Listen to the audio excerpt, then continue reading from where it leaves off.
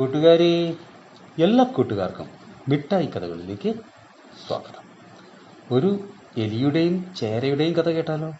കഥയുടെ പേര് മിക്കു എലിയുടെ സൂത്രം. അവതരിപ്പിക്കുന്നത് മനോജ് കുമാർ പോളയ്ക്കൽ.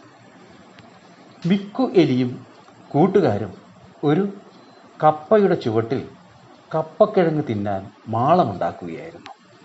പെട്ടെന്നാണ് ഒരു ചേര അവിടേക്ക് പാഞ്ഞു വന്നത്. കൂട്ടുകാരെല്ലാം ഓടി രക്ഷപ്പെട്ടു.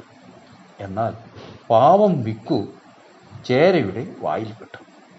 എല്ലാം കൗശലം പ്രയോഗിക്കാതെ രക്ഷപ്പെടാനാവില്ലെന്ന് മിക്കു എലിക്ക് മനസ്സിലായി. അവൻ ഇരിക്കണേ കേട്ട് ചേരയ്ക്ക് ദേഷ്യം വന്നു. അത് മിക്കുവിനെ താഴെ ഇട്ടിട്ട് ചോദിച്ചു, ആരാടാ നീർക്കോലി? ഞാൻ ചേരയാണ്, ചേര, മനസ്സിലായോ? ചേരമൂപ്പൻ്റെ ചോദ്യം തീരും മുമ്പേ കിട്ടിയ അവസരം പാഴാക്കാതെ മിക്കു ഓടി രക്ഷപ്പെട്ടു. ഓട്ടത്തിനിടയിൽ അവൻ വിളിച്ചു പറഞ്ഞു, ചേട്ടൻ ചേരയാണെന്നും നീർക്കോലി എന്ന് വിളിച്ചാൽ ചേട്ടന് ദേഷ്യം വരുമെന്നും എനിക്കറിയാം. അതുകൊണ്ട് ജീവൻ രക്ഷിക്കാൻ ഞാനൊരു സൂത്രം പ്രയോഗിച്ചതാണ്.